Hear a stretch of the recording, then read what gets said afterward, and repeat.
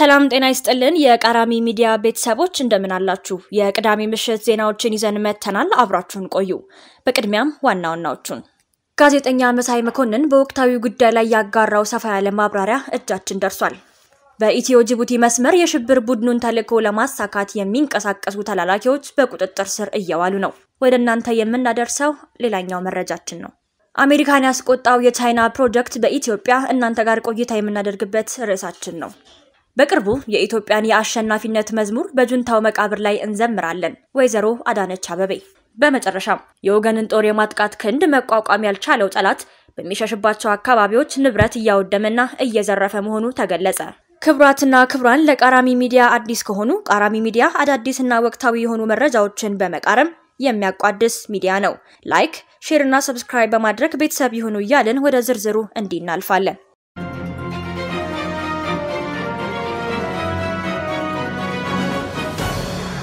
በቅድሚያም የዘረኝነት ስንኮፋ ተነቅሎ ይወገድ ዘንድ ጊዜው ደርሷል ህወሓት በመሃላችን አቁሞት የነበረው የክፋትና የልዩነት ግንብ ፍርስርስ ወጥቶ የአንድነት ድልድይ እየተገነባ መሆኑ እያየን ነው ሳይደግስ አይጣላም እንዲሉ የመጣብንን መከራ ወደ መልካም ዕድል እየለወጥን ኢትዮጵያን በጽኑ አለት ላይ እንድናቆማት ታሪካዊ አጋጣሚ ተፈጥሮልናል ህወሓት መስከረም 24ን መርገም የጀመረ ይመስላል የሰሜን እዝ ላይ የተኮሳት ያቺ መጀመሪያዋ ጥይት ለመጨረሻው ቀብር እንደምታበቃው አለመጠርጠሩ አሁን ላይ በቁጭት ቢያንገበግበው አይፈረድበትም ሳይቸገረው ነካክቶ መጥፊያውን ቅርብ አደረገበት የድመት አፍንጫ ስር እንደተዳፈረችውና ተሰልቅጣ እንደተበላችው አይጥ ህወሓትም የጀግኖቹ ቅጥር ድረስ ሰተት ብሎ ዘልቆ ይሄው የውርደት ሞቱን እየጨለጣት ይገኛል የሰሞኑ ድሎች የህወሓትን የምጽአት ቀን ከሚጠብቀው ጊዜ በላይ ቅርብ አድርገውታል የካሳጊታውን ምሽግ ሰባብሮ ባቴ ዘለቀው የኢትዮጵያ ሰራዊት መንገዱን ከህወሓት ጀሌ ያጸዳ ኮምቦልቻ ጫፍ ደርሷል ባቲ ነፃ ወጣለች ስትራቴጂክ የሆነችው ጭፍራም በጀግኖች እጅ ገብታለች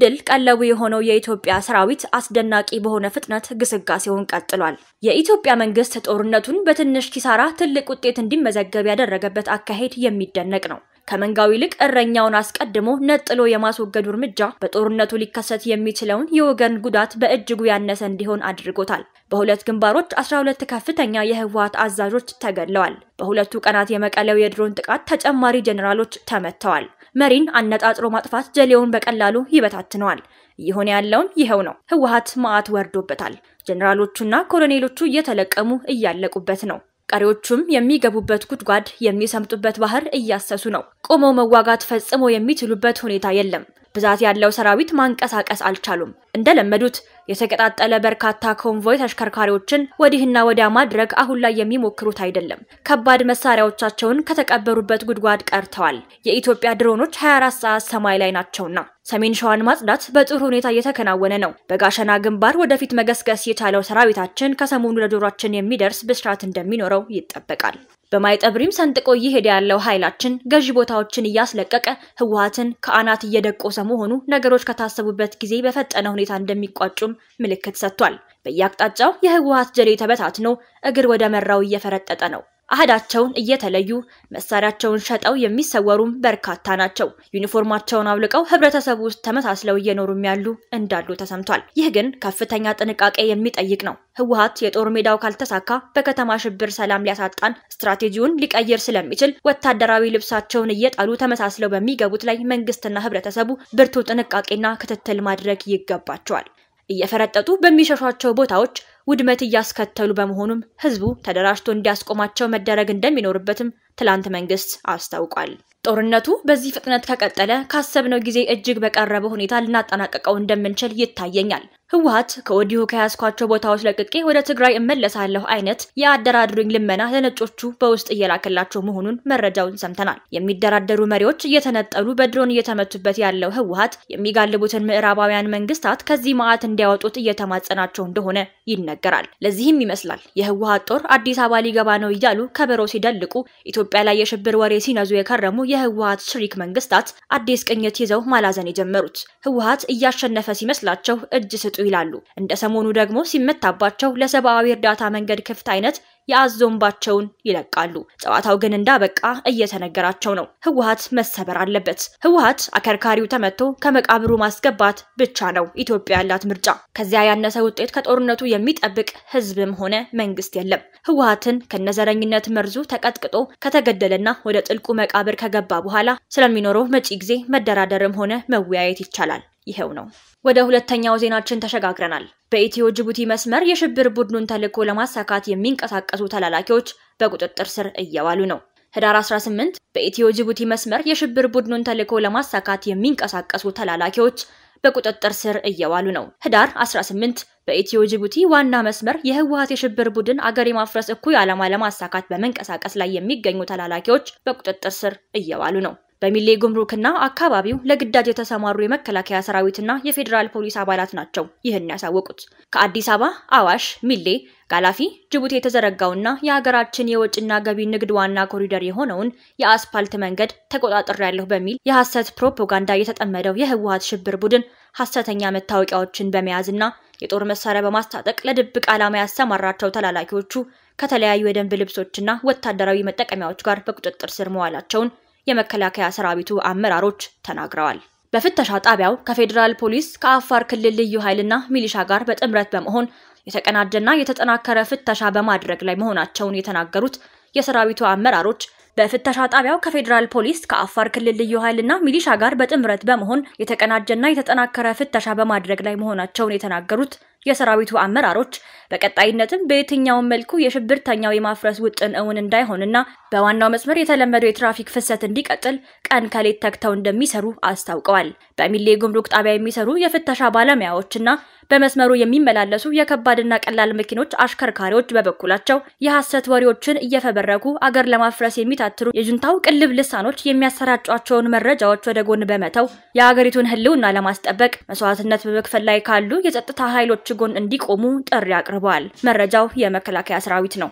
በመቀጠልም አሜሪካን ያስቆጣው የቻይና ፕሮጀክት በኢትዮጵያ የቻይና መንግስት የአፍሪካ በሽታዎች መቆጣጠሪያ ማዕከል ዋና ጽህፈት ቤት ህንጻን በአዲስ አበባ እየገነባ ይገኛል። በትላንትናው ዕለት የአፍሪካ ህብረትና የቻይና መንግስት ከፍተኛ ባለስልጣናት በተገኙበት የፕሮጀክቱ ምዕራፍ 1 ማጠናቀቂያና ምዕራፍ 2 ማስጀመሪያ ስነ ስርዓት ተከናውኗል። በደቡባዊ አዲስ አበባ በተለምዶ ሃይሌ ጋርመንት ተብሎ በሚጠራው አካባቢ በሚገኘው የአፍሪካ መንደር ከቻይና መንግስት በተበረከተ 80 ሚሊዮን ዶላር እየተገነባ የሚገኘው አዲሱ የአፍሪካ የበሽታ መቆጣጠሪያና መከላከያ ማዕከል ዋና መስሪያ ቤት ህንጻ በ348 የግንባታ ቀናት 45 ከመቶ ተጠናቋል። የቤጂንግ ሳይንሳዊ የስለላ ፕሮግራም ነው በማለት ፕሮጀክቱን የተቃወመው የአሜሪካ መንግስት የዋና መስሪያ ቤቱ ህንጻ ግንባታ እንዳይጀመር የተለያዩ ጥረቶችን ቢያደርግም በቻይናው ፕሬዝዳንት ሺ ጂንፒንግ አፍሪካ ህብረትና የኢትዮጵያ መንግስት የተቀናጀ ቆራጥ አመራር አመት ባልሞላ የግንባታ ቆይታ ዛሬ ላይ በግማሽ ሊጠናቀቅ ችሏል። 5 የሚሆኑ ቀጠናዊ የአፍሪካ የበሽታ መቆጣጠሪያና መከላከያ ማዕከላትን ግንባታ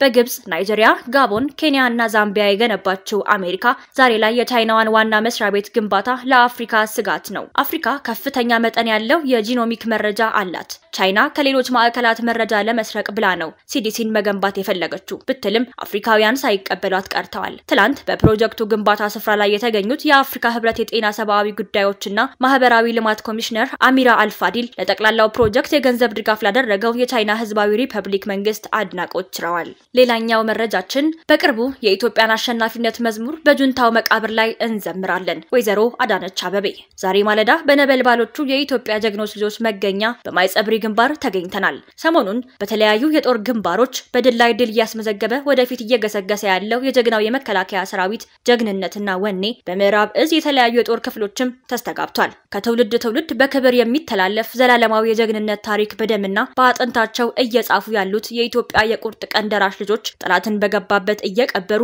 እግሬ አውጭኝ ብሎ የፈረጠጠውንም እያሳደዱ ወደ መረጠው ሲኦል እየሸኙት ይገኛሉ።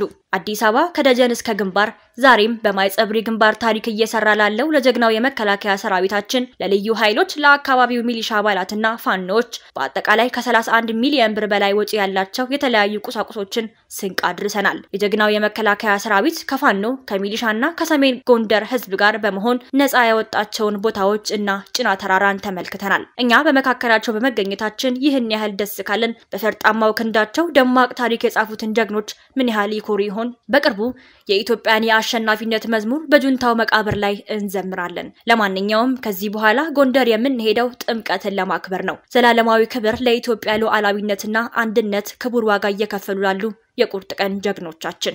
በስተመጨረሻም የወገንን ጦር የማጥቃት ክንድ መቋቋም ያልቻለው ጠላት በሚሸሽባቸው አካባቢዎች ንብረት እያወደመና እየዘረፈ መሆኑ ተገለጸ።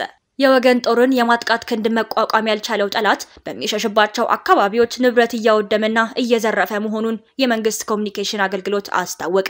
ህብረተሰቡም የወራሪውን ቡድን ጥፋት በተደራጀ መንገድ እንዲከላከል ጥሪ አቅርቧል። የመንግስት ኮሙኒኬሽን አገልግሎት ሚኒስትር ዴኤታ ሰላማዊት ካሳ ዛሬ ረፋድ ላይ በሰጡት መግለጫ እንዳስታወቁት በጠቅላይ ሚኒስትር አብይ አህመድ እየተመራ ያለውን የወገን ጦር ጥቃት መቋቋም ያቃተው ወራሪው የአሸባሪው ህወሓትና ጀሌዎቹ በሚሸሹባቸው አካባቢዎች ጥፋት እያደረሰ ነው። ህብረተሰቡ በተደራጀ መንገድ ንብረቱ እንዳይቃጠልና እንዳይዘረፍ ነቅቶ መጠበቅ አለበት ያሉት ሚኒስትር ዴኤታዋ ታጥቆ ከመንግስት ጦር ጋር በመቀናጀት ወራሪው እጅ እንዲሰጥ ማድረግ ካልሆነም እርምጃ መውሰድ አለበት ብለዋል። ህዝቡ አካባቢውን በተመለከተ ለጸጥታ አካላት መረጃ መስጠትና ተደራጅቶ ሰራዊቱን እንዲያግዝም መንግስት ጥሪ ያቀርባል ብለዋል። በሌላ በኩል ወራሪው ቡድን ባደረሰው ጉዳት ከአማራና አፋር ክልል ለተፈናቀሉት 301265 ኩንታል በላይ ምግብ በመሰረታዊ ድጋፍ ቀርቧል ያሉት ሚኒስትር ዴኤታዋ ወደ ትግራይም 2 የእርዳታ አውሮፕላኖችና 83 የእርዳታ ተሽከርካሪዎች መላኩን ገልጸዋል።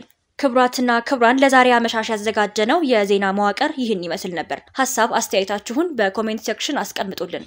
የናፈቅናትን ኢትዮጵያ በቅርቡ እናያታለን። መልካም ቆይታ።